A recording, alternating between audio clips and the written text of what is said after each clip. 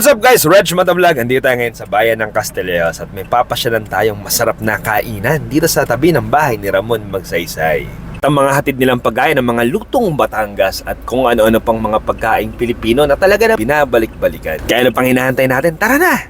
Meron po kami lumpiang gula, 20. Ito ang estopado, 70 po. Atay po, 70 isang order. Sweet and sour, 70. Minudo po, 70 isang order. Aming fried rice po is 12 pesos. Ang munggo po, 40 pesos. Ang langka, 40 pesos. Tortang talong, 35 pesos. 40. Tortang di, 30 pesos.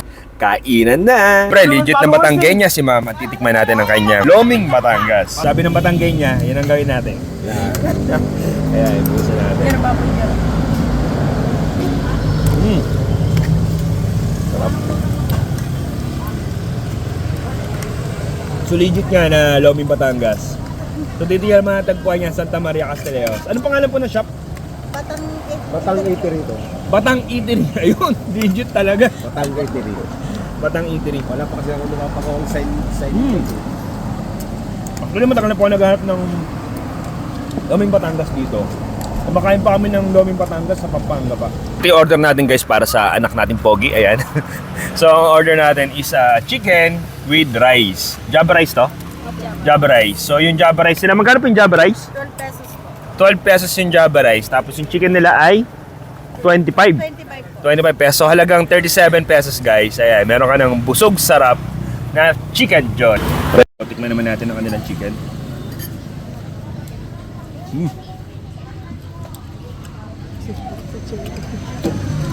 Yung chicken nila dito guys, hindi puro breading. Ayan o. Makita mo naman yung laman. May init pa. Solid. Hindi dinaya. Halagang 25 pesos, meron ka na masarap chicken joy. So yun guys, dito sa Batang Eatery, marami silang mga hain dito na talagang dapat yung tikman lahat halos.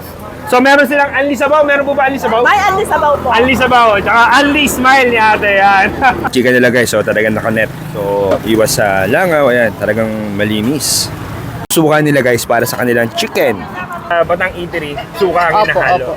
Ayan o, solid o. Ang eater guys, ay katabi lang siya ng bahay ni President Ramon Magsaysay.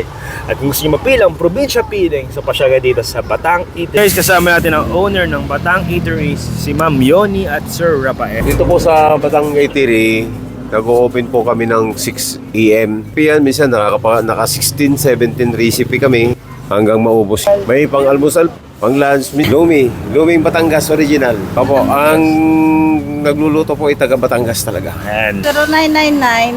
0999-4980-246. Ayun guys, so pag gusto nyo mag-advance order o magpa-reserve ng pagkain, kontakin nyo agad sila Ma'am Yoni. Ayan. Salamat po. Thank you Ma'am. Bigay ni Sir Rafael. Solid oh. Atsara, tsaka ano po to sir? Minatamis na lang ka. Ayun, solid. Salamat sir. Thank you po. Salamat. Sige po. Yung RL family po. Ayun, Hera Family, shoutout. Ingat po.